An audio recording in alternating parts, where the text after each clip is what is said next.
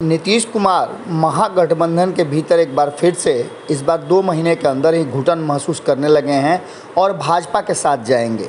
ये बातें लगातार आप सुन रहे होंगे। हमने खबरों में आपको बताया था कि उसके क्या कारण हैं और कौन कौन सी ऐसी बात है जो मजबूर कर रही है ये कहने को और सोचने को, कयास लगाने को कि नीतीश कुमार को लेकर के जो बातें कही जा रही हैं, चाहे वो प्रशांत किशोर कहें, चाहे भारतीय जनता पार्टी कहे या फिर जीतन राम मांझी कहें, उसके पीछे का तथ्य और सच्चाई क्या है। तो आपको बता दें कि तेजस्वी यादव के साथ नीतीश कुमार का जो ये नया गठजोड़ बना है उसमें तेजस्वी यादव पर दबाव बनना शुरू हो चुका। जिस तरह से नीतीश कुमार के व्यवहार हैं वो फिर से नज़र आने लगे हैं और कहा जाता है कि स्वभाव नहीं छूटता है। स्वभाव बहुत लंबे समय तक आपके साथ रहता है और वो आपके जीवन का हिस्सा हो जाता है। नीतीश कुमार भी राजनीतिक रूप से जिस तरह के स्वभाव को बना करके रखे हैं वो एक बार फिर से राष्ट्रीय जनता दल को मजबूर करने लगा है। सरकार बनते ही राष्ट्रीय जनता दल के 2 मंत्रियों को इस्तीफा देना पड़ा और उसके पीछे सबसे बड़ी बात थी कि सुधाकर सिंह के इस्तीफे ने ये स्पष्ट कर दिया कि नीतीश कुमार अपने स्वभाव से बिल्कुल नहीं बदले हैं।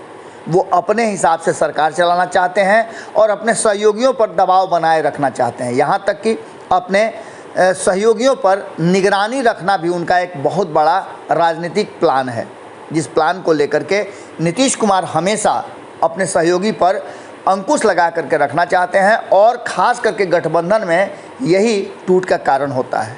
स्वतंत्रता नीतीश मंत्रिमंडल में किसी भी मंत्री को नहीं है और ऐसी स्थिति में मंत्रियों का हौसला टूटता है और काम करने की जो क्षमता है उसमें कमी आती है। सत्ता को चलाने के लिए जिस तरह से इस बार समझौता करते हुए लालू प्रसाद ने दिल्ली के प्राचीर से ये बात घोषित किया कि पार्टी के और सरकार के मामले में तेजस्वी यादव का बयान ही सबसे ज़्यादा ऑथेंटिक होगा और उसी बयान को तरजीह दी जाएगी, बाकी किसी को बयान देने का अधिकार नहीं है। ये इस बात को दिखाता था कि नीतीश कुमार के दबाव में निश्चित रूप से इस बार फिर से महागठबंधन का घटक दल आ गया है और ख़ास करके जो सत्ता में उनके साथ भागीदारी में हैं, मंत्रिमंडल में शामिल हैं, उनके लिए ये कठिन परिस्थिति है।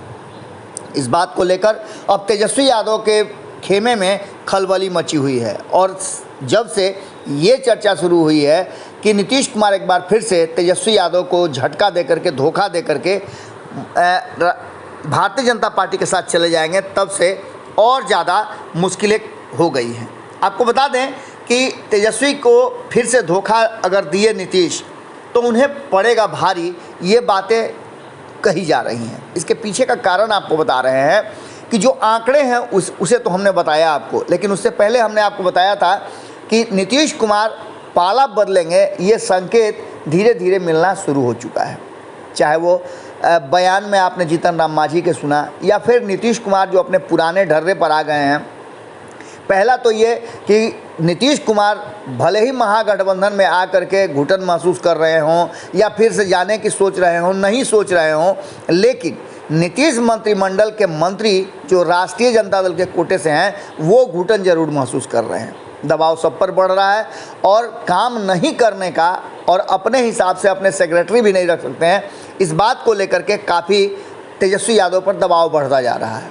वहीं दूसरी तरफ आपको बता दें कि तेजस्वी यादव के सामने ही नीतीश कुमार जिस तरह से उनके माता पिता के 15 साल के शासन की खिल्ली उड़ा रहे हैं और उसको लेकर के अपने शासन को बेहतर बताने का कोशिश कर रहे हैं, ये बातें भी अब राष्ट्रीय जनता दल के लोगों को पसंद नहीं आ रही है।